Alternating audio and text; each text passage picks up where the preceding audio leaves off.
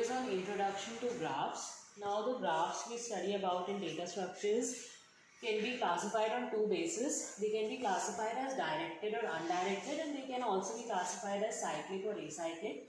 These are the two broad and the most common ways graphs are classified. We are going to learn about directed graphs in this video mainly. Now any graph has two sub-data structures which are very essential. So the two essential data structures for any graph we are trying to represent in a computer's memory are node and edge. The nodes and edges together, that is their union, form a complete graph. So talking about the difference between directed and undirected graphs, so the difference is that for a directed graph represents kind of a relationship. If an edge exists in a directed graph, it refers to a relationship. For example, a parent-child relationship. If an edge is directed from A to B, it means that A is the parent of B and B is the child of A. The reverse is not true.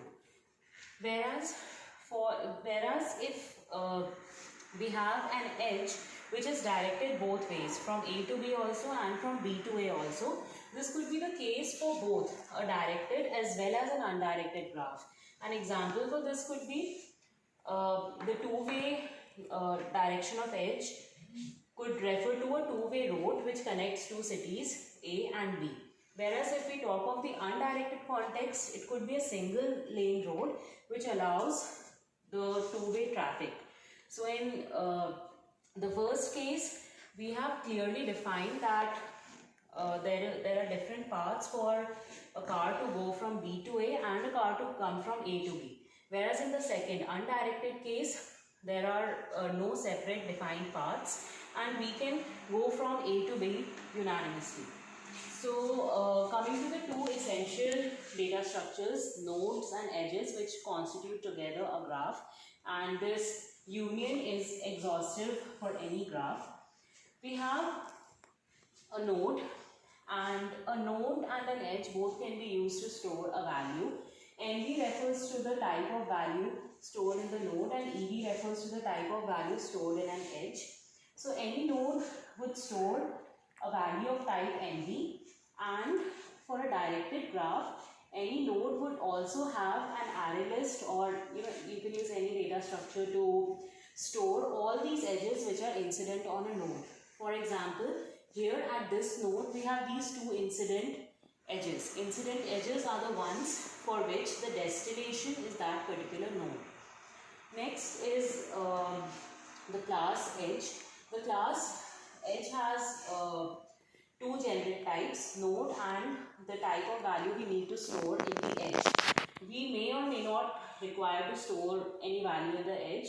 That depends on our program. But anyway, an edge stores a value of type EV, a source of type node and a destination of type node. For example, if we look at this edge, here the source of the edge would be the node B and the destination of the source would be the edge A. So this edge would belong to the array list of all the incident edges for the node A. There are some terminologies of this graph theory also. First is a neighbor. Neighbor of any node is just any other node which shares. It could be any node from which an edge is either coming to the given node A or an edge is going from the given node A to that particular node. For example, here both B and C are neighbors of A. Next is the degree of a node. Degree of a node is the max. Degree of node is the number of neighbors of the given node A. Girth. Girth of a graph is the length of the shortest cycle in the graph. Graphs could be cyclic or acyclic. They either contain cycles or they don't. Next is a forest. Forest is any acyclic graph, a graph where no cycle exists. For a directed graph, the notion of a cycle for a directed and undirected graph is different, and that will be covered later.